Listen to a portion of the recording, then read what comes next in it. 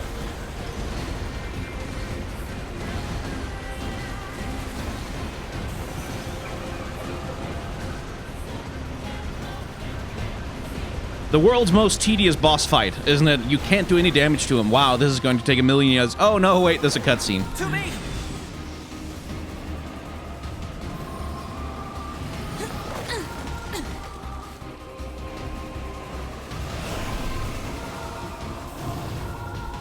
What's your status? This is the target. I'm going to destroy. Right. I'll provide support.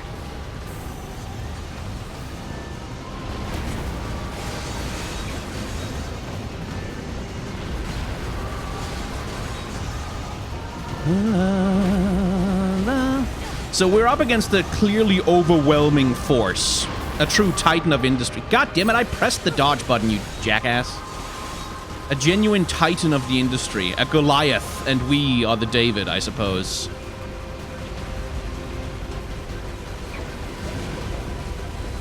It's pretty easy to sort of... Incoming enemy attack from below. Proposal. Evade. It's easy to like, poke a little bit of fun at the obviousness of some of the metaphors at play. Like, you have Engels, which I do believe is the name of this particular enemy, as the name of like, a boss that is literally made out of industrialization. Which, like, as political metaphors go, not the most subtle thing I've ever heard. Damn it.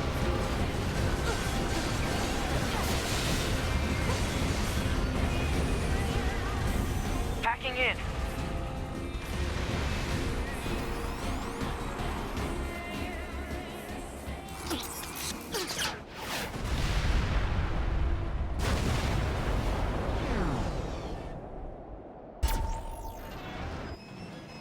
I think we made him mad. Boost!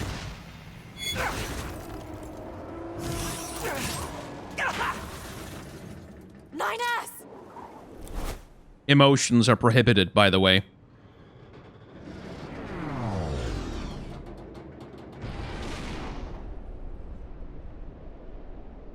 NieR! 9S black box signal detected. No response to communications. I'm going after him.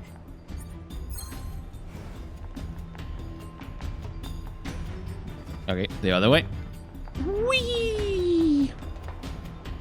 Oh, hey, the boss was a part of the environment. Isn't that fascinating?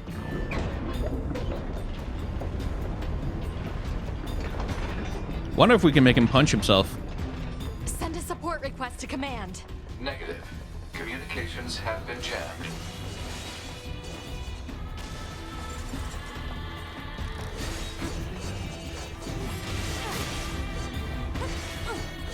Hello. How you doing up there? Never mind me.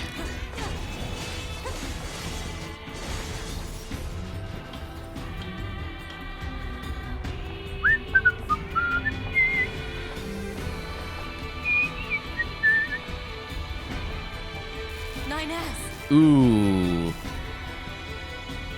Not a happy situation. I have to help NieR. Little robot boy. Repair him. Pod, get me staunching gel and logic virus vaccines. Then access the... Inadvisable. The subject's vital signs are too poor to attempt field repair in Shut up! current... Just do what I say. Emotions are prohibited. To be. Just go. You shut up too.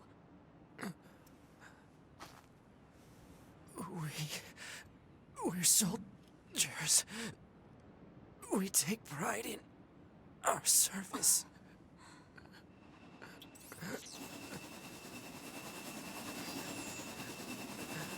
HO-229 Flight Unit. Command 677 received. Usage rights transferred from 9S to 2B.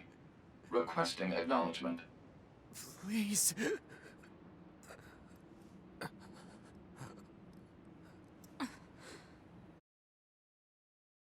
Oh, hang on. Didn't mean to do that. All right.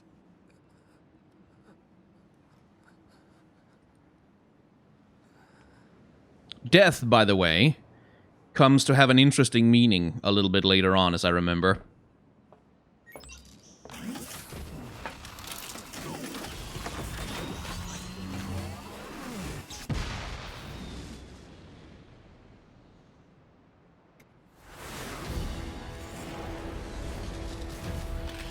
Okay, big boy. I'm gonna shoot you in the face now. A lot.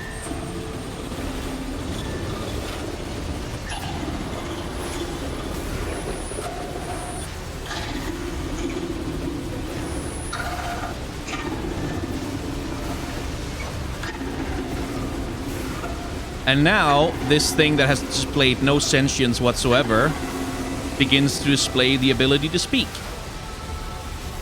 It talks? I didn't know the machines had that kind of intelligence. To be. I found a weakness in the target. Hacking in to provide support.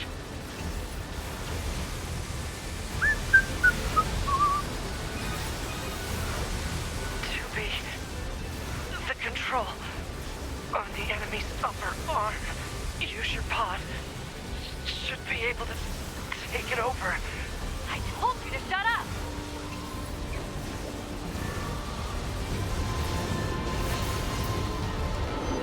Okay, do I need to do anything about that? Control of upper arm. Seized from enemy unit. Marking weak point. Oh, that's a big laser. These is control systems. Affirmative. Infiltrating enemy subunit. Behavior table adjusted. Balance controls overridden. Enemy unit subjugation complete. Punch him to death. With his own stupid arm.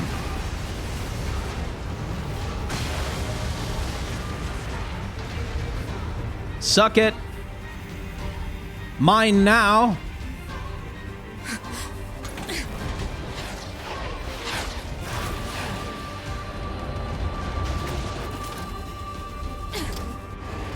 You just die already! That was a good plan.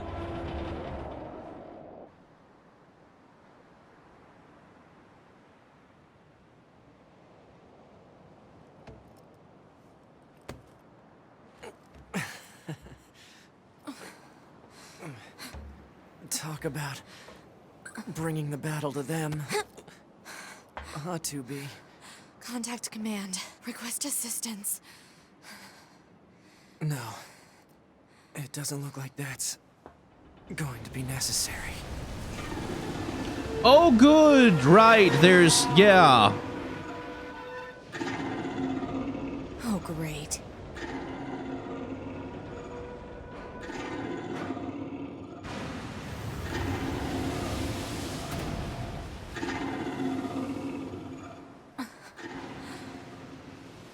Anyway, speaking of death... This is going to end well. The black box. It's ready. Right.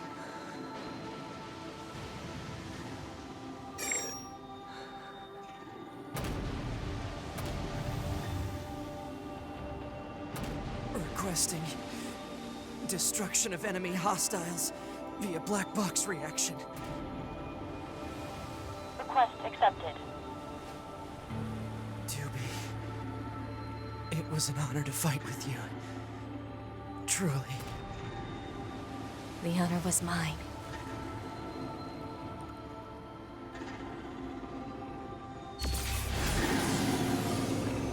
Boom. Well, game over.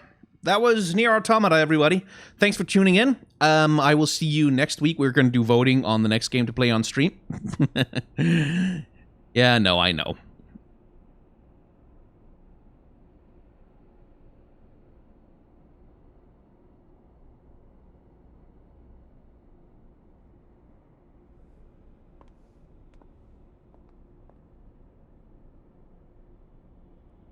So, mission complete and all that, huh? The Goliaths were wiped out, and we secured a route into enemy territory. Now we can... 9S. Yeah? Thank you for uploading my data to the bunker. I did that? Sorry, I don't remember.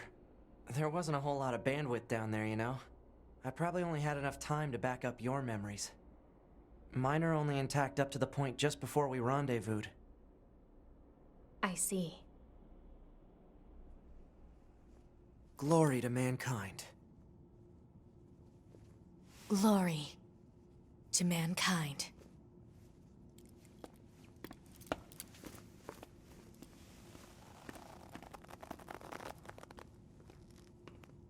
So we've had a full emotional arc, right? Where they go through the whole 3-act structure process of like, oh, we don't like each other, and then, oh, we do like each other, we're partners in arms, and then, oh my god, we're all gonna die, and we sacrifice ourselves for each other, and then we hit this point where all of a sudden we understand what death actually means to these people, which is not necessarily very much. And that was the prologue of NieR Automata. Hello, I'm FutureSkyn. You may remember me from such successful series as the boss designs of Dark Souls right here on this very YouTube channel. The guy you just saw playing the video game, that was PastSkyn, and he didn't really know that I was gonna cut in at this point in the recording because PastSkyn doesn't actually know what the heck we're gonna be doing with this footage, and I am only just figuring it out. So, the format for this series, at the moment, insofar as I can figure one out, is that PastSkyn is going to be playing NieR Automata, and he's gonna be playing that just doing it. And then, when the story hits interesting breakpoints or something noteworthy or interesting happens, then I, FutureSkyn, am going to cut in and have a little talky segment where I discuss the thing that's happened and try to say something that's vaguely analytical or interesting about it. Is that going to work out? Well, only time will tell. It all sort of depends on me, FutureSkyn's ability to come up with things that are worth saying about the gameplay that PastSkyn is going through, so fingers crossed. Anyway, what I'd like to talk about for this first end of episode segment is the full narrative arc that 2B and 9S have just gone through. Because, first of all, that's kind of an impressive little bit of storytelling to do all of that in your prologue, but also because it seems to be informing a lot of where this game is going to be going. So, the story opens, 2B is with her squad, heading down to the planet to do a thing to destroy the Goliath on the mission, yada yada yada. Her squad is killed. Her leader is taken out of action. She has to take up the captain's duty, and before she's even landed on the damn planet, she's the only person left. Everyone else is dead. The only other person she really has with her down there is 9S. And their immediate structure follows a very classic narrative dynamic with 2B as the sort of more jaded, more serious-minded, emotionally unavailable older soldier, and 9S as the hyper-enthusiastic young rookie who keeps trying to make small talk and forge some kind of connection, and 2B's like, no, emotions are prohibited. But we also get a look at 2B's softer side. Right after she says emotions are prohibited, she also tells him not to call her by a title, but to call her by her name. Emotions are prohibited, but here's my emotional preference for how you should address me. Then a little bit more back and forth, 9S and 2B in communication. We get the sense from 2B, just a little bit, that there might be more to her than just, you know, a serious soldier hard-ass, when, for example, she stops to look at the birds. And it's only a small moment, but it tells her that there's more to her and more on her mind than just finishing the mission. She's curious about the world. She bothers to stop and take in details that are completely irrelevant to her mission. Then we finally get to the boss fight with Engels, the giant robot. And the reason I know he's named Engels, I have to imagine, is because I read it online somewhere, because it's actually not explained in the game over the course of the gameplay that we've had so far. I have to imagine after I played the game last, which was 2 years ago, I must have gone online and tried to read up on some stuff and then just forgotten about it, because I knew that the giant industrial robot is called Engels, named after Friedrich Engels, who was one of the early framers of communist political philosophy and one of the early critics of industrialization. So there is a certain playful irony in naming a character who's literally made out of signifiers of industrialization after a communist who had some serious concerns about what industrialization was doing to society. Anyway, the embodiment of industrialization promptly manages to nearly kill 9S, and then all of a sudden we see a complete shift in 2B's dynamics. She goes from the soldier hard-ass who's focused on the mission to being all like, no, my closest friend who I love, which is either a very quick turnaround in her dynamic with 9S, or perhaps an indication that, much like her sudden turn from saying emotions are prohibited to having an emotional preference for a certain way of being addressed, she was never really as much of a soldier, straight-laced hard-ass as she made herself out to be. And in that context, you have to wonder if not she reacts so strongly to 9S getting bodied because, well, she just had her entire squad die on her and she was powerless to do anything about that. But 9S, she had hoped she'd be able to protect. It is, of course, also not lost on me that 9S literally sacrifices himself to protect 2B, so there's a good reason for her to have some emotional investment in his well-being. Anyway, 2B finally manages to win the struggle against industrialization in a way that, ironically, Engels never could. And as she lies there, broken and exhausted next to her dying friend, it turns out, hey, there's way more of them. You were completely outmatched from the beginning and you never had any chance to succeed. Whether 2B knew it or not, this was always going to be a suicide mission. And I wonder if it's going to be important that the two characters who are so far the heroes of our story end their first mission together by committing suicide and setting off a weapon of mass destruction. Which, oh boy, there sure is a lot to unpack there. I don't think the game is actually going to go there and seriously explore that little interlude, but if it is, please don't demonetize me, YouTube. Anyway, 2B and 9S blow themselves up to finish their mission and destroy their target. And then it turns out they're not actually dead because they have a subscription to Google Drive and managed to upload their consciousnesses right before they died. Or at least 9S managed to upload 2B and only most of himself. And crucially, the parts of 9S that are missing are the ones that have the emotional connection with 2B. They're the parts of him that protected her with his life, and who said goodbye to her by, metaphorically, but perhaps quite literally, touching their hearts together. 2B and 9S didn't die on their initial mission, this suicide mission that they were sent on. What died instead was their history together. The person that 9S was at the end of the mission, even though he and 2B had only known each other fairly briefly, the person who nearly died trying to save 2B, the person that 2B nearly fell apart trying to rescue, the person who touched her heart, he died. He's gone. That part of their history together is gone forever because he will never remember it. Presumably. I mean, I don't know where the story's gonna go. But certainly for the moment, 2B doesn't seem too happy about that. And all of that just from a prologue, from a simple 3-act structure playing out within a short sequence that acts as an intro to the game. Now, as players, we have spent maybe an hour with these characters at the point when they decide to kill themselves to finish the mission and establish this deep emotional bond, so it probably is a little bit difficult to be super emotionally invested in this grand narrative arc that I've been describing. But the point I'm trying to make here is that this is just setting the stage. This is just the beginning, the intro. This is the kind of world we are being introduced to. So regardless of whether you enjoy it or not, or whether you think it was particularly well executed, it is an impressively ambitious bit of world building for just the first bit of the game. And it does an exceptionally effective job of setting up the kinds of inherent contradictions that exist in the Yorha core between their no emotions permitted commandment and their soldier-like nature as an organization, and then the fact that they're not emotionless robots who only care about the mission, that these are people who form emotional connections to each other, who have needs and wants and desires and presumably dreams, but who nonetheless get used as soldiers and sent on suicide missions to fight an enemy that, as we'll come to figure out, they don't really understand and who they may have a lot more in common with than they're comfortable with.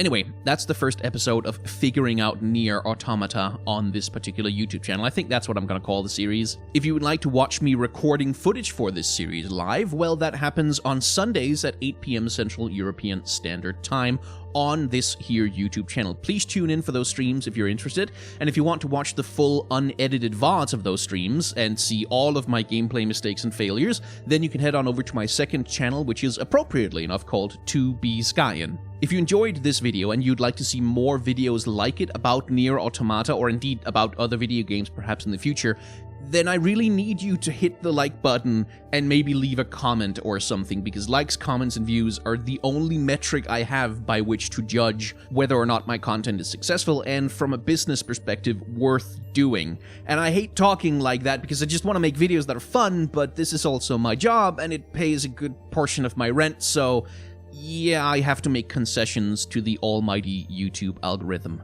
Anyway, if you'd like to support this whole channel a bit more directly and maybe help me get out from under the boot heels of the damn algorithm, then Patreon is there for that. You can sign up for a subscription for $1 a month if you are particularly inclined to, or I have a tip jar down in the description, in fact 2 tip jars, where you can drop me a one-time tip to say, hey, you made a video about NieR Automata where you talked about it for a long time.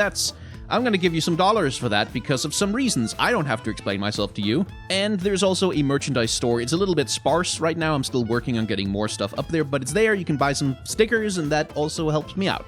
And as I try to remind people at the end of all my videos, for online content creators, $1 in direct support can be the same as thousands of views on a YouTube video, or tens of thousands of views on an ad-supported website, because advertisement really doesn't pay very well at all. So whether it's me or someone else, if there's any online content creator whose work you enjoy, please consider supporting them directly, because even those small amounts that feel insubstantial matter a lot more than you think. Anyway, if you haven't enjoyed this video and you want to kill the entire series, then you can hit the dislike button down below and become a murderer of dreams. Thank you very much for watching.